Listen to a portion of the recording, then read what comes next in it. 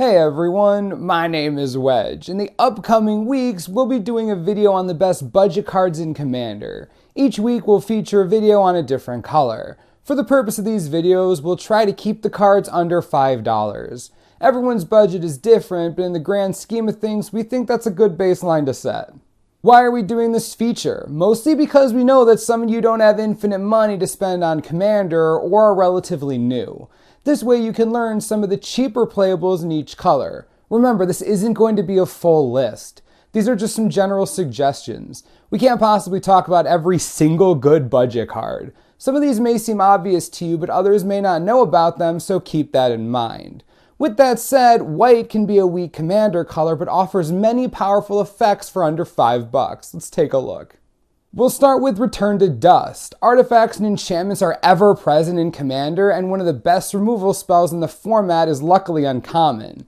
Return to Dust will exile 2 of them for 4 mana, or 1 if you need the instant effect. Exiling the 2 strongest artifacts or enchantments on the field is quite effective at 4 mana, and makes this a powerful utility card for anyone in white. The added bonus is that the cards are exiled, so no graveyard shenanigans for your opponents. This is one of the strongest effects of its kind in a color full of them. Next up is Oblivion Ring and Banishing Light. Oblivion Ring and its new counterpart Banishing Light top the list of utility removal spells in white, hitting anything except lands and permanents that are just straight up untargetable. Depending on the deck you're playing, you may get more value out of Oblivion Ring if you take advantage of the triggers. Banishing Light was created to fix this design flaw and enables fewer degenerate plays. Unfortunately, both aren't a permanent source of removal, as the targeted permanent comes back when they leave play. On the bright side, somebody has to waste a card to do that, and in a multiplayer game it's likely you're not the only one protecting your answers. All in all, this is as good as it gets for all-purpose removal in white, so get one or both immediately for your white deck. Oblation is another cheap removal spell. It shuffles the permanent back into its owner's library, and that player draws 2 cards. This is a great spell to deal with trouble commanders or decks built around them. Certain strategies become worse or fail completely when the commander is randomly located in the library.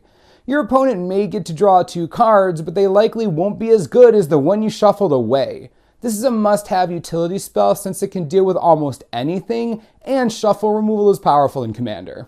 Swords to Plowshares is one of the best removal spells of all time. It continues its dominant presence in Commander and has been printed enough times to keep the price below $5. There are very few, if any, removal spells in Magic that are better than Swords. At single white and instant speed, only Path to Exile compares. The life gain drawback is almost never an issue, considering the explosiveness of the format. If you're playing white, get a copy of this, as it will save you plenty of games. Steel Shaper's Gift is great because Stoneforge Mystic is expensive at $25. Luckily, Wizards printed a similar card that's only $3. Any equipment deck will play Steel Shaper's Gift, an equipment tutor for a single white mana. While it can't cheat the equipment in play and overall doesn't have the same synergy as Stoneforge, it's a solid support card that gets more valuable if you're relying on equipment. Wrath of God is too expensive for this list, but Day of Judgment makes it on with cash to spare. Both of them are 4 mana Wrath effects with a slight difference. You can still regenerate creatures through Day of Judgment. To be fair, regeneration isn't that prevalent in Commander, so they're basically on the same level. I'm not saying regeneration isn't there at all, it just isn't as popular as other mechanics. Wrath effects are crucial to prevent degenerate board states and slow down aggressive strategies. Day of Judgment will ensure that you get more time to set up, or just give you that crucial reset button when things get out of control. Stone Cloaker is a neat utility creature that serves 2 purposes. 1, to eat cards in graveyards, and 2, to return creatures in order to use their enter the battlefield effects. Wizards printed a bunch of white creatures with this effect, but Stone Cloaker has proven to be the most useful of them all. A 3/2 with flying for 3 mana is also a solid body that'll allow you to sneak in some damage when it isn't resetting creatures or itself.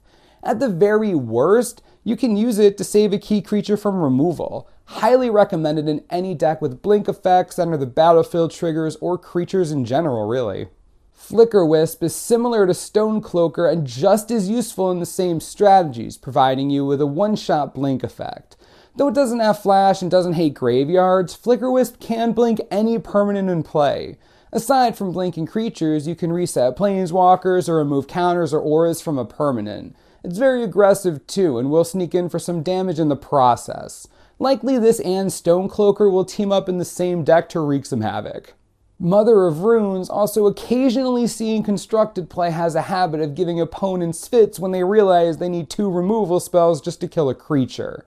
A 1/1 for 1 is not very imposing, but tapping it to give a creature protection from a color can range from strong utility to downright unfair. Aside from negating targeted removal, giving your commander protection from a color may be enough to get through combat or just outright kill someone. Though it is useless against wrath effects, you will at least get solid use out of a $3 card and give the table some headaches. Revel Arc has spent most of its constructed life as a combo piece and has not lost that role with the transition into Commander. A 4/3 flyer for 6 does not sound very good, but when it leaves play, things get interesting. You get to put 2 creatures into play with power 2 or less, opening up infinite possibilities. Oh wait, I can pay 5 and sack it when it comes into play instead? You just took all the work out of the card. There's an abundance of creatures you could use in tandem with Revel Arc, one of them coming up next to create degenerate combos. Perfect for combo or blink decks, don't expect to make many friends with this card. Karmic Guide, Revel Arc's best friend. Aside from going infinite with Revel Arc and a sacrifice outlet, Karmic Guide is one of the strongest reanimation spells in the format. As a creature, you get much more synergy than a traditional reanimator spell through blink or other reanimate effects. Echo puts it back in the graveyard if it doesn't block or get sacrificed first. As a 2/2 flying with protection from black, it's going into the graveyard quickly. It's not too hard to get value out of this card, as the other creatures it brings to the party will have significant value, like Consecrated Sphinx, Vorinclex, Elishnorn, and Runescar Demon, just to name a few. Sun Titan, man, if you hadn't noticed yet, White is deceptively good at reanimation. Sun Titan is another cheap card that will likely make your 99 without hesitation. Unlike the other reanimate effects, this is a 6/6 for 6 that will do some heavy damage. Its ability triggers when it comes into play or when it attacks, meaning you will likely get multiple uses out of this. You can't get any permanent with converted mana cost 3 or less from your graveyard, so bare minimum, it's an extra land each turn. I'm sure you can think of some better things to do with it. Looking at you, Strip Mine, Sakura Tribelder, and fetch lands. It's the dream, right guys? Stone Heuer Giant is the last guy on our list and is another substitute for Stoneforged Mystic that can even wear the equipment. A 4/4 for 5 with Vigilance is actually not too bad and can definitely get in for damage. This guy is a dual threat, as he can attack and activate his abilities. For 2 mana, you can dig for an equipment and put it on a creature. It's almost as if they want you to activate this ability mid-combat or something. How weird is that? Anyways, we don't have to tell you about strong equipment, just know that this card is amazing in Voltron decks or any white deck that's looking to get immediate access to Sword of Fire and Ice or Lightning Greaves. At $2, you don't have any excuse not to play it. We hope that we've possibly increased your Commander want list after watching this. Next time, we'll cool things down with some of the best blue budget cards. What do you guys think of this series? Let us know in the comments and we'll talk about it. What are your favorite budget white cards? Believe me, if I wasn't worried about the video being 20 minutes long, I'd go on for a while naming every budget white card I like. Anyways, remember to subscribe below for the latest and most reliable Magic the Gathering information you could ever need. This is the Manosaurus, I'm Wedge, thanks for watching, we'll see you next time.